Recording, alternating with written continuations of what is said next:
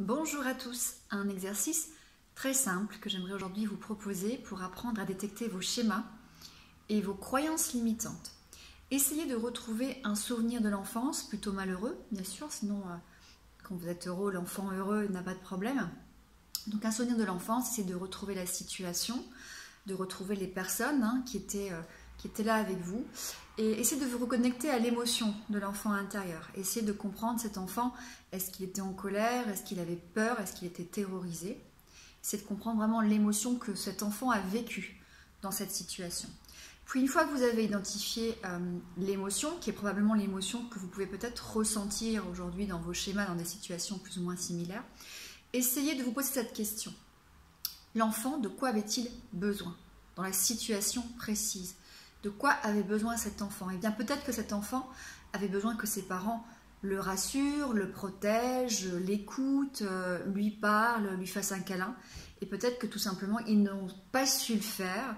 Soit ils n'ont pas su le faire parce qu'ils étaient préoccupés par leurs problèmes d'adultes, ou soit parce que tout simplement ils n'étaient pas présents, ou peut-être malades, ou peut-être alcooliques, voilà, ou dépressifs. Voilà. Et forcément, l'enfant s'est retrouvé face à des parents défaillants qui n'ont pas su nourrir ses besoins. Et peut-être que la situation s'est reproduite encore et encore. Mettez-vous à la place de cet enfant, de ce petit enfant, petit garçon, petite fille, et essayez de vous poser cette question.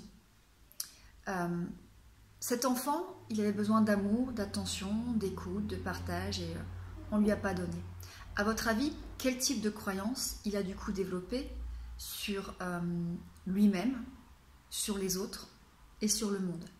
Par exemple, un petit garçon qui a vu ses parents se battre violemment, ça a crié, il était peut-être terrorisé, on n'a pas su le rassurer, on ne l'a pas protégé, on ne lui a pas parlé.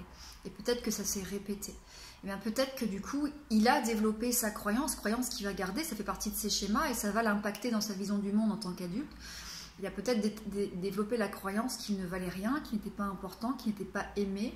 Peut-être que les autres pouvaient être dangereux, qu'il fallait s'en méfier, ou en tout cas, peut-être que les autres ne seraient jamais là pour lui, et du coup, il devait apprendre à se débrouiller tout seul.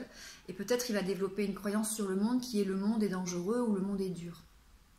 Posez-vous maintenant cette question. Ce petit garçon, ou cette petite fille d'ailleurs, à qui on n'a pas nourri le besoin de sécurité, de réassurance, s'il était terrorisé, quel type de comportement il a mis en place pour se protéger? C'était quoi sa stratégie d'adaptation?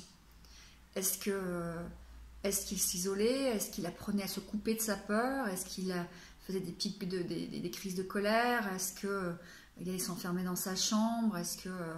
Voilà. Essayez de retrouver les comportements que l'enfant mettait en place quand à un moment donné ses besoins n'ont pas été nourris, que peut-être ça se répétait encore et encore. Imaginez un enfant à qui on dit qu'il n'a pas le droit d'avoir peur, pas le droit d'être triste, et ça se répète, et à un moment donné, il va mettre en place des stratégies. Peut-être qu'il va tout simplement apprendre à se couper définitivement de ses émotions. Et de dire, de toute façon, je ne peux pas compter sur les autres, puisque quand j'exprime quelque chose, on m'interdit de le faire. Ces croyances et ces comportements, vous allez vous les retrouver dans les situations de vie présentes.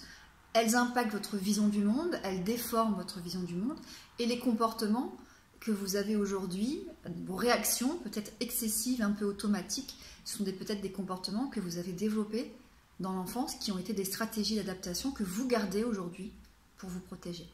Voilà, essayez de faire cet exercice par écrit, c'est toujours mieux, et peut-être que vous allez identifier vos croyances fondamentales qui aujourd'hui vous gênent dans la vie parce qu'elles déforment la réalité, et peut-être les comportements inappropriés que vous avez aujourd'hui, qui ont été des stratégies que vous avez développées depuis l'enfance. Voilà, prenez soin de vous, à très bientôt.